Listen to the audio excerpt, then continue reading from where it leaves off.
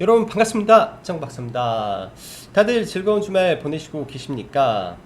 어, 어젯밤에는 이제 자기 전에 창문을 다 열고 잤더니 아침에 좀 굉장히 좀 날씨가 추워서 네, 좀 잠에서 깼던 것 같습니다. 그래서 창문을 닫고 다시 잠을 청했었는데 9월 들어서면서 아침 저녁으로 날씨에 일교차가 생기는 것 같기 때문에 우리 청취자 여러분님들 다들 이 일교차 심한 이 환절기에 감기 조심하셨으면 좋겠네요. 뭐 코로나가 발생하고 나서부터 대부분의 사람들이 마스크를 착용하다 보니까 감기가 이제 많이 안 걸린다라고 하지만은 또 갑작스러운 이 날씨 변화에 따라서 또 환절기에 건강 유념하셨으면 좋겠네요. 자, 지난주 금요일 국내 증시 또 여러 가지 우려, 그러니까 목요일 날 기관의 이 1조가 넘는 대량 매도에도 불구하고 그런 우려를 벗어 던지는 듯한 강력한 상승이 이어졌습니다. 지금의 이제 상승 추세로 봤을 때는 어찌 보면 시장이 특히 이제 코스닥 시장이 신고가를 트라이 하려는 모습을 보이고 있는 것 같은데요. 이 가운데 이제 주말 사이 미국의 이 고용 지표가 발표가 되면서 어찌 보면은 쇼크 수준의 고용 지표가 좀 발생을 했죠. 그럼에 따라서 사실은 과거의 같은 경우에는 이 고용지표라든지 경제지표 쇼크나 고용지표 그리고 코로나 델타 변이 확진자가 대폭 늘어나게 된다면은 여러분들도 아시다시피 연준의 테이퍼링에 대한 이 연장될 거다.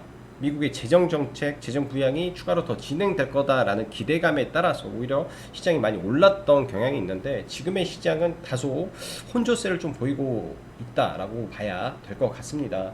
어찌 보면은 이제 이런 부분에서 더 이상에 대한 이 기대감, 그러니까 테이퍼링의 연기에 대한 기대감이 많이 없어졌다라고 생각을 해야 되죠. 이 또한 하나의 재료성 부분에서 내성이 굉장히 많이 생긴 호재성 재료가 소멸되고 있다라고 봐야 될 것 같고, 또 이 고용 지표를 다시 좀 까놓고 본다면 네, 전일 미 증시에서 발표된 고용 지표는 사실 전월 105만 명에서 시장 예상은 73만이었어요. 73만 정도였는데 20만 명대의 발표가 나오면서 말 그대로 쇼크가 발생을 한 거죠.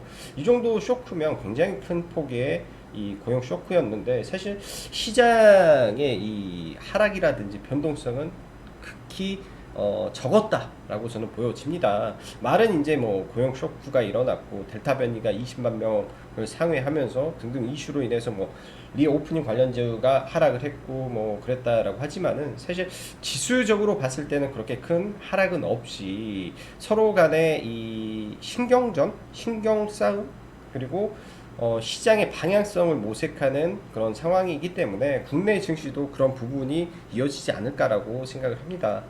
모든 증시나 이 종목의 상승기에는 이 신고가 영역에서는 불안을 타고 자꾸 가고 있기 때문에 그런 부분이 참 어렵고요. 또 지수가 계속 빠질 때는 또 어디까지 빠질지 모르는 그 불안감 때문에 어렵죠. 그래서 참 주식이라는 게 어려운데 일단 앞으로의 있을 일정에 대한 부분들을 우리가 미리 예측하기보다는 다가올 뭐 호재성 재료가 무엇인지 그리고 시장을 지켜줄 수 있는 뭐 긍정적인 이슈가 어떤 게 될 것인지 부분에 대해서 생각을 하면서 계속 시장을 지켜봐야 되지 않나라고 보여집니다. 어쩔 수 없이 다음 주 국내 증시 뭐 여러 가지 대외 변수라든지 그런 부분을 체크를 하면서 가야 될 거고, 또한 이 개별 종목 장세가 최근에 굉장히 강하죠. 주말 사이 코스피 우량주 단의 거의 대부분의 종목군들을 다 돌려보면서 느낌에 추세가 살아있는 코스피 200 안의 종목은 그렇게 일부의 종목군들이 없구나라는 생각을 많이 했습니다. 미국 시장도 마찬가지예요. 미국 시장 안에서 이 어떻게 보면은 신고가를 미국 증시가 계속 달리는 과정 속에서 주말에도 이 시장을 지탱해준 이 주인공들은 결국 빅테크 기업들이 지속적으로 우상향을 해가면서 시장을 지탱하고 있다라고 우리가 봐야 되지 않나라고 생각을 합니다. 사실 국내 증시도 그런 부분이 없지 않아 있었어요. 보면은 이 지수가 엄청나게 하락을 했죠. 코스닥도 마찬가지고 코스피도 굉장히 큰 폭의 하락을 했을 때 사실 국내 이제 대표 뭐 성장 주식인 네이버를 보면 사실 얼마 하락을 안 했다라는 점을 좀 생각을 해봐야 될 것 같고, 결국 이 시장에서 이 불안, 그러니까 시장에 대한 불안이 이런 빅테크 성장 산업에 지속적으로 집중이 되고 있구나라는 생각을 다시 한번 주말에 해봤습니다. 그래서 네이버를 다시 한번 관심 종목으로 좀 넣어놓고 좀 봐볼 생각이고요. 사실 이 구간에서 네이버도 시고가를 만들었으나 계속 횡보죠. 사실 40만 원대에서 지금 10% 정도 더 올라와 있는 상황인데, 같은 기간 카카오의 이 상승 속도를 봤을 때는 네이버가 오히려 많이 못 갔겠구나라는 생각도 듭니다. 그래서 네이버를 또 이 우량주단에서는 좀 넣어놓고 좀 봐봐야 되지 않나라고 생각이 드네요. 자, 바로 시황 들어가도록 하겠습니다. 자, 미 증시 아까 말씀드렸다시피 기존 고용지표 악화는 곧 테이퍼링 지연 및 재정 지연 지속 확대 기대감에 이제 다소 혼잡한 모습 좀 있었는데, 과거와는 전혀 다른 모습이다라고 보여집니다. 이 이유는 내면에서 보면 아직까지 일부 주에서 실업 급여를 지속 지원하는 이슈 등이 좀 있어서 아마 그랬을 것으로 보여지고, 이 부분은 9월 6일 날 지급이 끝납니다. 그러면은 당연히 고용은 회복될 것이다 라는 생각을 하는 거죠. 그래서 이 점이 과거에 쇼크가 나오면은 테이퍼링이 연기될 것이다 라는 관점을 봤는데, 이 부분이 첫 번째로 테이퍼링이 연기가 안 될 수도 있다라는 쪽에 생각을 하는 부분이 분명히 있을 거라고 좀 보여주고요. 코로나 확산에 따른 자발적 구직 포기에 대한 근거를 시장에서는 이렇게 잡고 있죠. 기업이 직원을 뽑고 싶으나 직원이 잘 안 뽑힌다, 그래서 임금을 계속 올려가면서 직원을 뽑고 있다 라는 부분이 또 하나의 설득력을 주면서, 결국 이번에 이 고용 쇼크는 마지막 일시적 구직 쇼크다라는 논리가 결국 테이퍼링이 연내 불발될 것이다 라는 기대감을 낮췄다라고 보여집니다. 그 말은 즉슨 이제 더 이상 이 테이퍼링에 대한 이 지연은 없을 것이다 라고 보는 거죠. 그리고 또 이 파월 연준 의장이 아마 10월달 정도 되면, 그러니까 우리나라로 보면은 추석 연휴가 지난 이후에 아마 파월 연준의 의장의 연임에 대한 부분이 나올 거예요. 그러면 시장에서 또 외신은 이런 말이 있더라고요.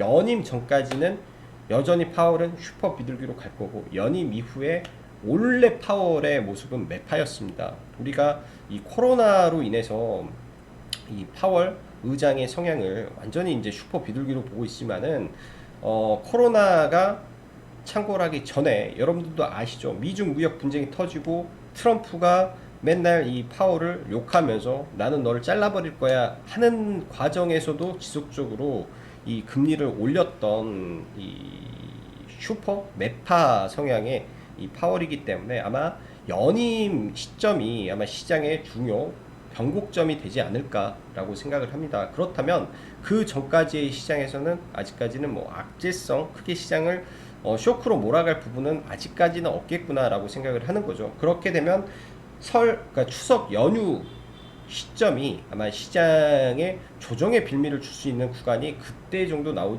수 있기 때문에, 그 전까지는 뭐 시장이 뭐 등락은 있을지언정 큰 폭의 하락보다는 등락선에서 저는 좀 움직일 가능성이 좀 높다라고 생각을 합니다. 자, 미 증시 보면 델타 확산으로 인해서 리오프닝 섹터가 약세, 뭐 전반적인 에너지, 경기 민감주가 하루 오르고 하루 빠지는 등 이런 뭐 방향성 없는 모습이라 큰 의미를 못 두겠으나, 빅테크만큼은 계속 잘 가는 모습이 좀 인상적이다라고 보여지고요. 결국 미국 증시는 빅테크가 좀 끌고 가고 있다라고 보여지고, 개별주로는 모더나가 이제 개별 이슈로 4% 정도 급등하면서, 최근에 이제 미 증시에서 모더나 보면은 굉장히 강하죠.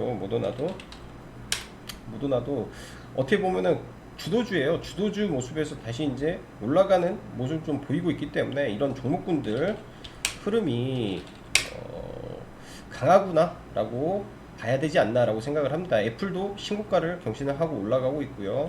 뭐 마이크로소프트 굉장히 강하죠. 상단에서 아마존만 조금 아마존만 조금 그랬었는데 아마존도 올라가고 있고, 페이스북 종목군들, 빅테크 종목군들이 결국 미 증시를 끌고 가고 있다라고 봐야 될 것 같아요.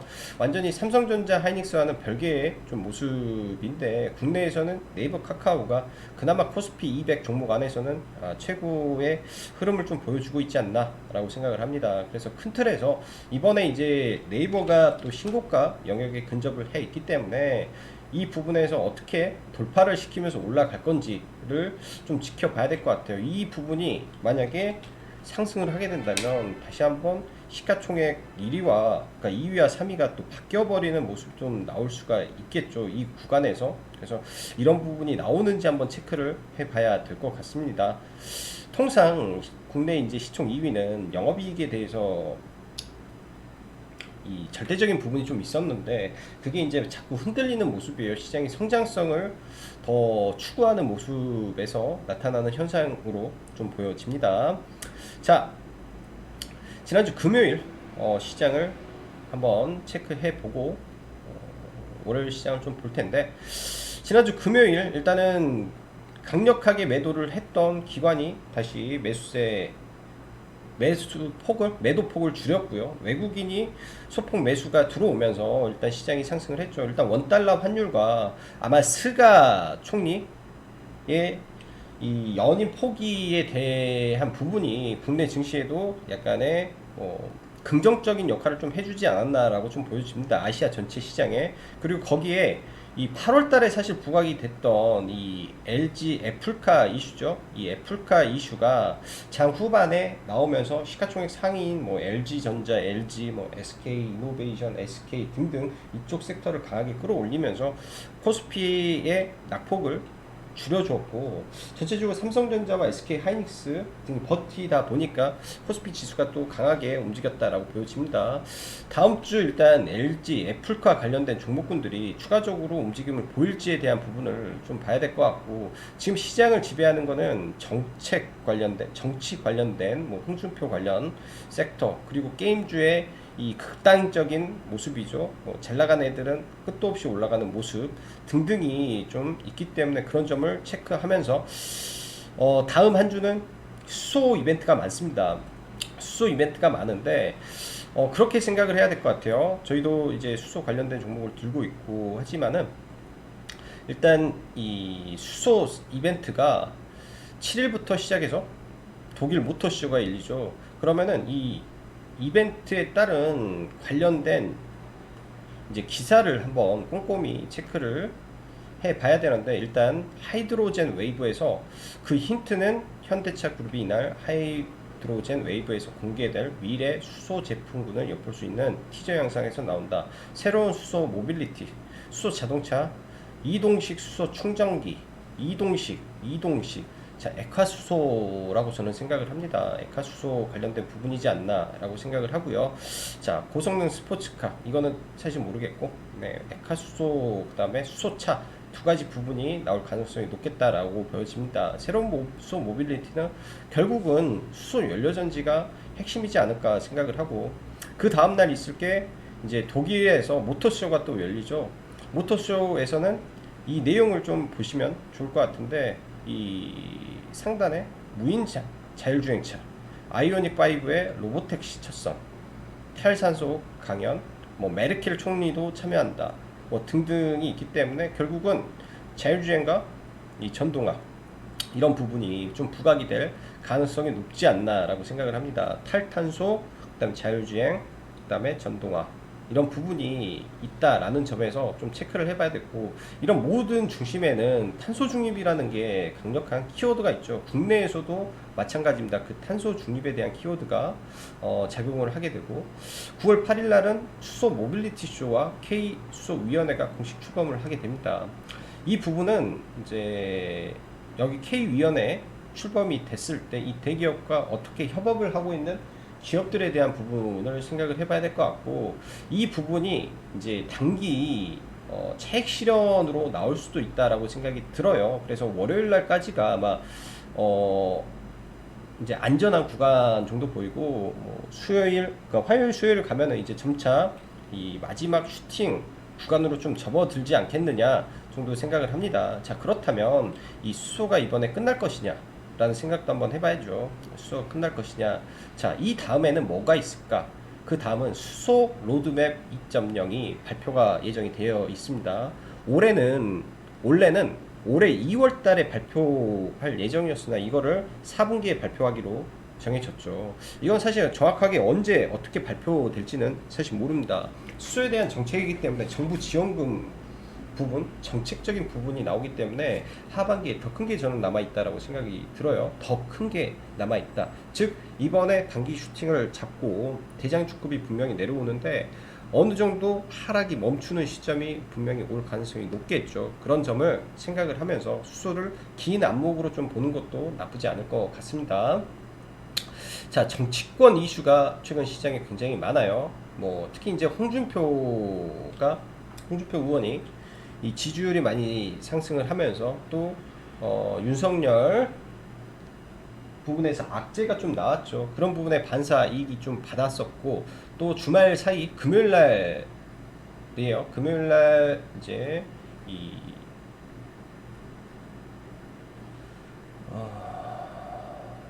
이 부분이죠. 대전 충남 경산 과반 승리 과반 압승이라는 이슈가 좀 나왔습니다. 이런 부분이 일단은 이제 뭐 민주당 쪽에서는 거의 이쪽으로 막 기운다라는 입장에 접어들 거고 이 부분이 아마 다시 이재명 관련주를 쏘아 올리게 되는 모습이 나올 수도 있겠다라고 보여집니다. 정치 테마주 참 쉽지 않은 종목이 많겠죠. 참 쉽지 않은 종목분들이 많은데 일단은 뭐 하나하나만 좀 다시 체크를 해보죠. 뭐 빠르게 뭐 인맥주 여기서 뭐 인맥주는 당연히 가장 많이 뛰었던 게 카스기 때문에 카스가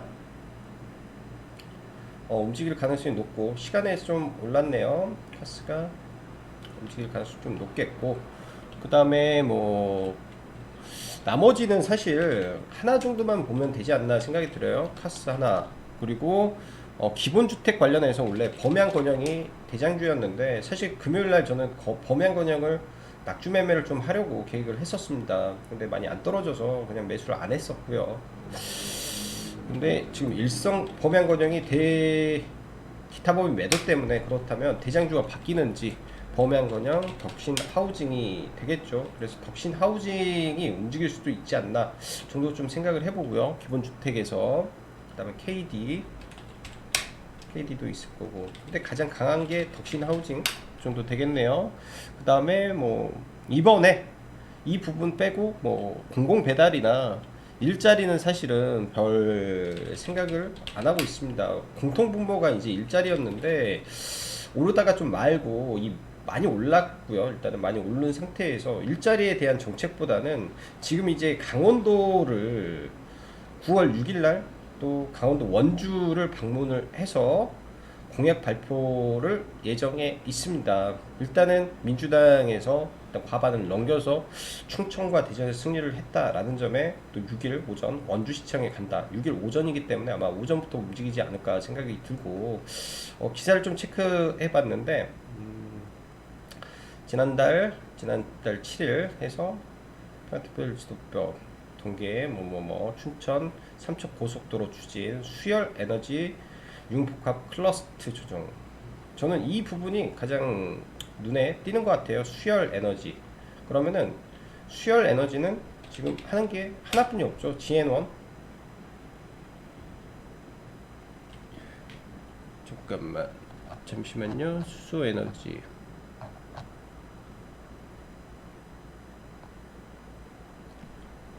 GN1 에너지 C 에너지 GN1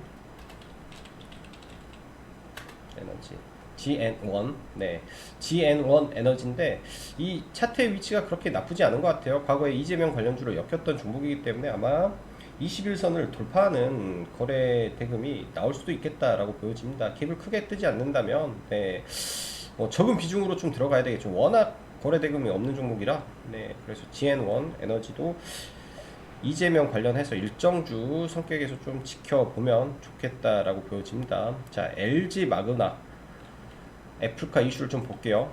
사실 저도 금요일날 인스코비를 사실 개인적으로 막 매매를 하고 있다가 수익이 굉장히 좀 잘 났었죠. 이런 구간에서 제가 계속 사모으다 여기까지 사모았어요. 그냥 여기서 차익을 안 하고 여기서부터 사서 올라가다가 여기 사모으다가 갑자기 애플카 이슈가 너무 강하게 올라오길래 그냥 네, 본전 좀 위에서 그냥 다 팔아버렸습니다. 좀 아쉬웠는데 일단 애플카 이슈가 사실 8월 달에 이미 한 차례 나왔었어요. 애플카 이슈가 한 차례 8월 달에 나왔다가 뭐 다 깨져버렸죠. 현우산업이 그때 갭 뜨고 그냥 다 밀려버렸었고, 근데 사실 아침에 저도 이 부분을 알았었습니다. 알았었는데 가만히 있다가 오후에 거의 거래대금 없다가 오후에 그냥 날렸죠. 일단 관련해서 당연히 LG전자 마그나 관련된 종목이라 LG전자가 뭐 대장이겠고 LG이노텍도 대장급이지 않나라고 보여집니다. 일단은 거래대금이 굉장히 강하게 터졌기 때문에 이런 부분에서 이제 지켜주는지가 저는 중요할 것 같아요. 이런 추세대로 올라왔기 때문에 지켜주는지. 윗꼬리가 좀 길죠. 그래서 만약에 이런 수렴하는 과정이 나오면서 가는지 좀 봐야 될 것 같고, LG 이노텍 같은 경우는 저도 이제 저희 회원님들하고 원래는 내려오면은 이제 다음 9월 13일 날 애플 아이폰 출시가 있어서 원래 그걸로 매집을 계획을 했던 종목이에요. 근데 갑작스럽게 터지면서 좀 움직였다라고 보여집니다. 일단 LG 이노텍 등이 있는데 여기에서 추가적으로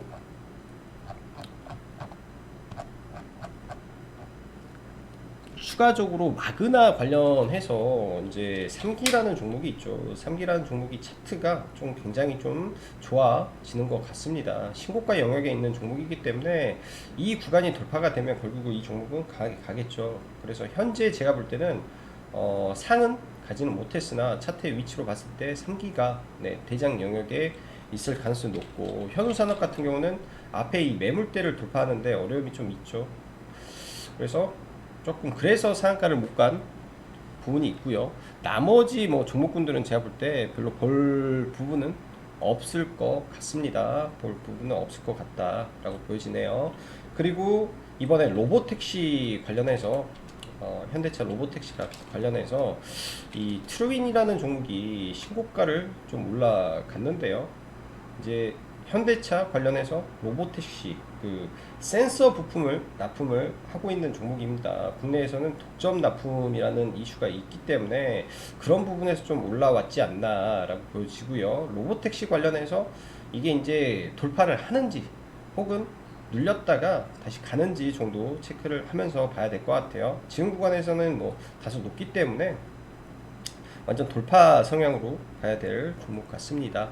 자, 그 밖에 이제 스푸트니크 관련해서 두 가지가 있죠. 프레스테지 바이오로직스에 대한 부분을 이제 목요일 날 이야기를 했었고, 바이오 파마에 대한 이야기를 했죠. 왜 이렇게 움직였냐?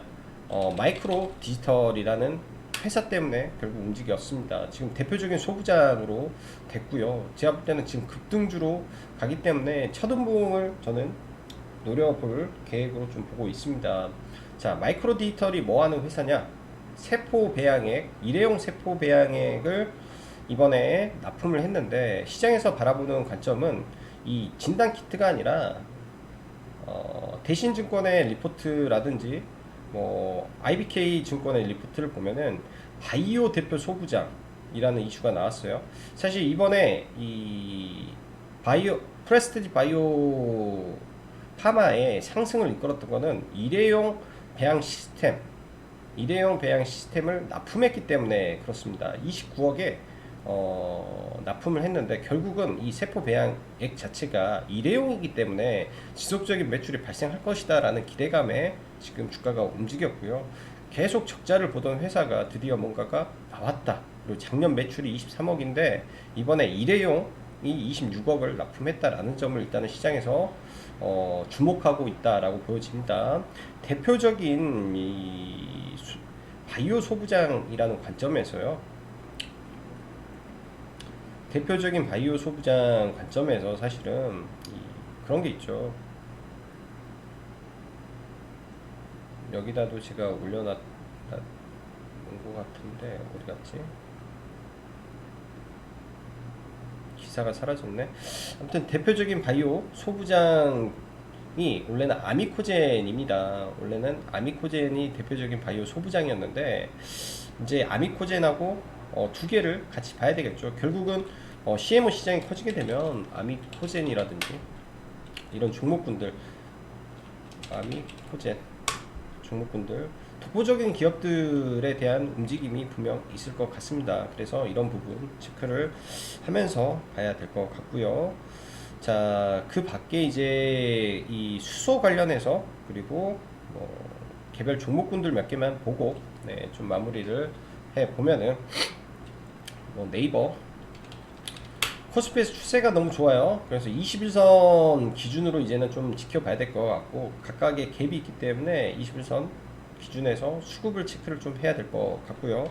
SK바이오사이언스가 금요일날 엄청난 수급을 동반했는데 지금 이게 안 알려진 이슈가 있더라고요.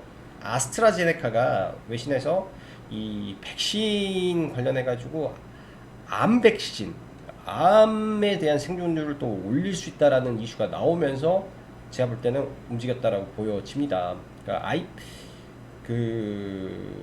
뉴딜 지수 편입도 있겠지만은 그 이슈가 외신에 지금 떴어요. 그게 이제 한국어로 번역이 안 됐는데 그런 이슈가 오히려 알고 있는 애들이 움직이지 않았을까라는 쪽 상상을 좀 해보고 이런 구간을 돌파시키면 완전히 이게 1차 파동뿐이 아닌 걸로 나오기 때문에 지속적인 관심을 가져야 될 것 같습니다. 크래프톤 저희는 이제 금요일날 목요일날 카카오게임즈와 크래프톤을 매매를 했는데 카카오게임즈는 8,100원에 들어갔다가 8,500원에 약 손절을 좀 하고 나왔습니다. 게임주가 다 좋은데 약간 시장의 중심이 게임주에서 다른 쪽으로 움직이는 부분이라 게임 쪽에 비중 좀 줄이려고 했고요. 크래프톤도 올라가서 그냥 매도를 좀 해버렸어요. 여전히 수급이 강하기 때문에 크래프톤은 지속 관심을 가져야 되는데 이 부분은 조금 아쉽습니다. 굉장히 쉬운 종목은 아닌 것 같아요. 이 종목 자체가 굉장히 쉬운 종목은 아닌 것 같고 일진하이솔루션 자 이은봉이죠. 어제 이제 목요일날 시간 외에 들어갔던 부분은 바로 장 초반에 올라가서 94,000 이 구간에서 그냥 전량 매도를 바로 했고요. 이제 이 아래 정도에서 일부 또 가지고 좀 넘어가는데 아주 중요해요. 이거는 월요일날 여기서 시장 시작하면서 매도 물량 쏟아져 나오면은 당연히 신규주는 조심해야 됩니다.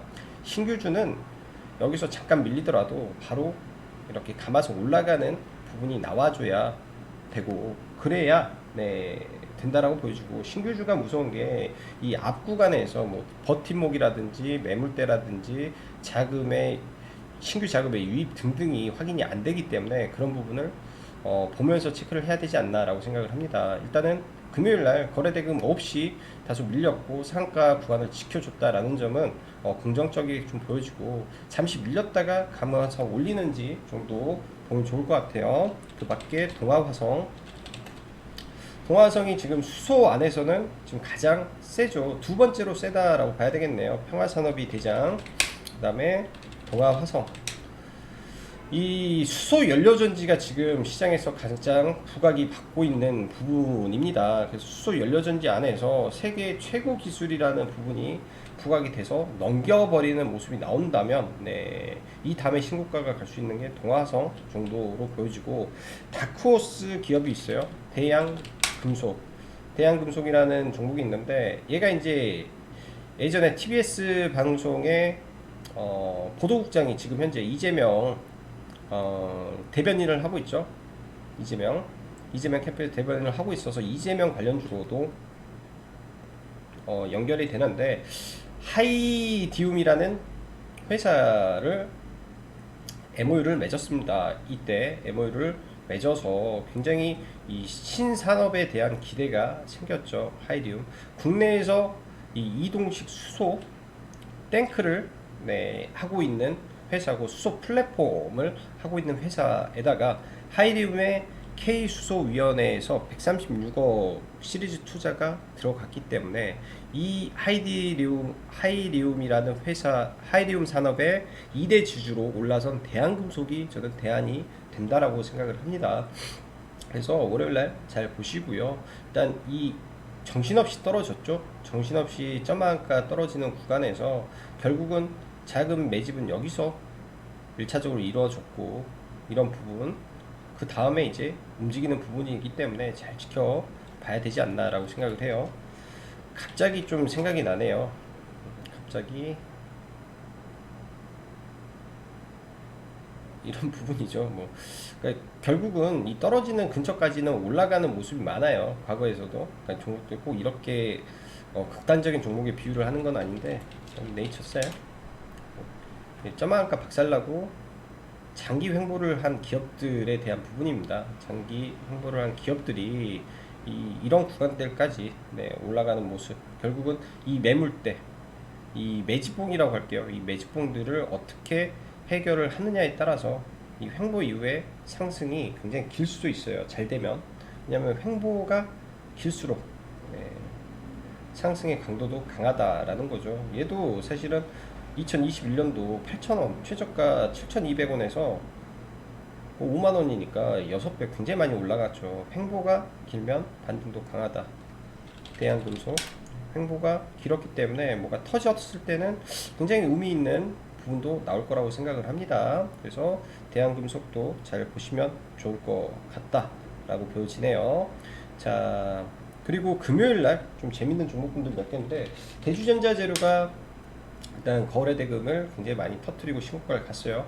2차전지 종목분들 에코프로 BM이라든지 사실은 약간 꺾였다라고 봐야 되는 게 맞고, 지금 이제 차세대 하이니켈 관련해서 이 첨가제 쪽으로 지금 대주전자 재료가 시장에서 픽을 당한 것 같다라고 생각을 합니다.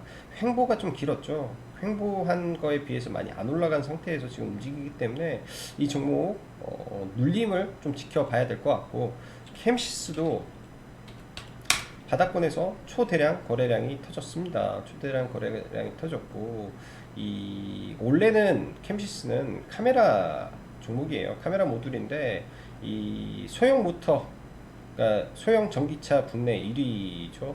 대기업이 들어가기 어려운 시장 속에서 SK 자회사와 협력을 한다라는 이슈가 장중에 상한가까지 들어가는 모습이 있었습니다. 상한가 근처까지.